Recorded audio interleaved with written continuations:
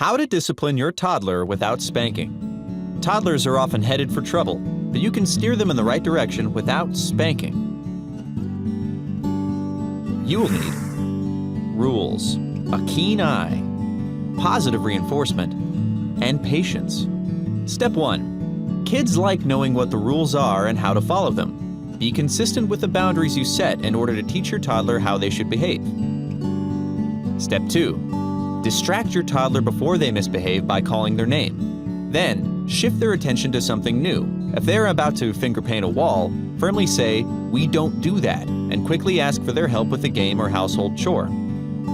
Step 3. Don't respond to temper tantrums. This demonstrates that their dramatic displays will not gain them control over you or the situation. Step 4. Use timeouts, but not until a child is at least 3 years old. Before this age, most children don't understand the concept.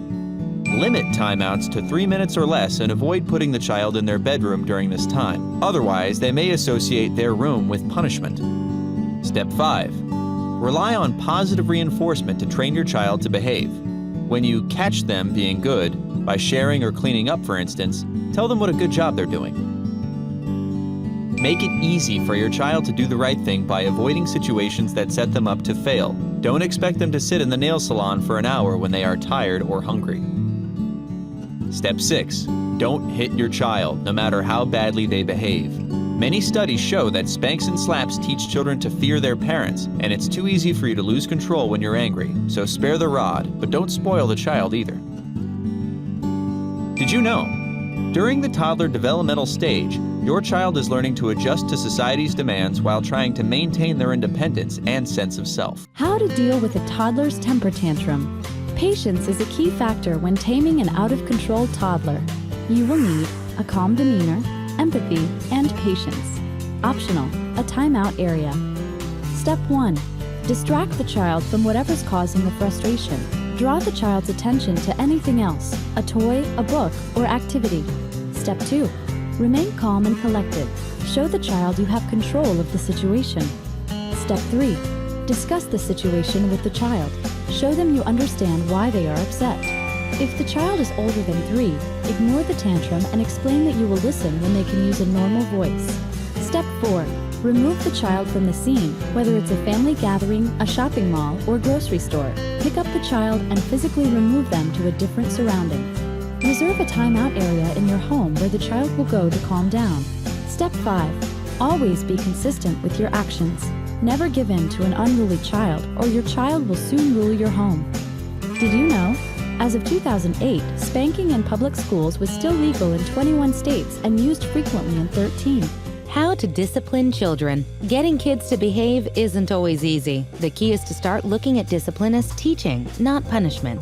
You will need rules, consequences for breaking them, self-control, leading by example, a united front, and positive reinforcement. Step 1. Establish rules and consequences for breaking them. Then enforce the consequence as close to the bad behavior as possible. You want the child to connect their misbehaving with its repercussions. And be consistent. If you punish children for something one day and let it slide the next, they'll keep testing how much they can get away with. Never negotiate with a child. It gives them the power. Step 2. Resist the urge to spank them. Studies show that children who are spanked regularly are more likely to become physically abusive themselves, as well as take part in risky or violent sexual behavior as teens and young adults. Step 3. Keep your voice calm and level when correcting your child's behavior or explaining why they're being punished. Save the screaming for serious situations, like when they're about to do something dangerous. If they're not doing anything destructive or hazardous, try ignoring them.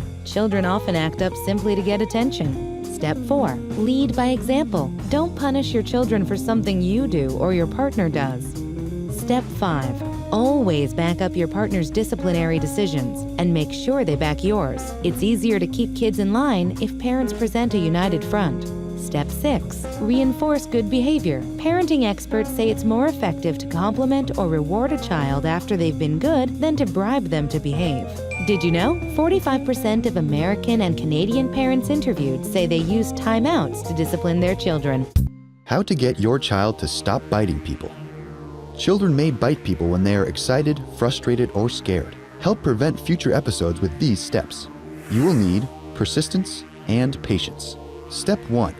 Firmly tell your child that biting is wrong immediately after an incident. Step 2. Comfort the person who is bitten in the biting child's presence. Step 3. Place the child in a timeout after they bite someone. Do not laugh. This will only encourage the child. Step 4. Explain to the child why they were in a timeout and reiterate that biting is unacceptable. Step 5. Avoid spanking your child. They learn from your behavior. Be a good role model. Behave the way you want your children to behave. Did you know humans have 32 permanent teeth but only grow 20 baby teeth? How to deal with a screaming child while shopping. Your kid's having a major meltdown in a store? Here's how to take back control without losing your cool or your mind. You will need advanced planning, a cool head, and self-control. Take your child for a medical checkup if their tantrums are increasing or intensifying, especially if they are accompanied by nightmares, stomach aches, or headaches. Step 1. Reduce the chances of your child having an outburst in the first place by making sure they're rested and well-fed before setting out.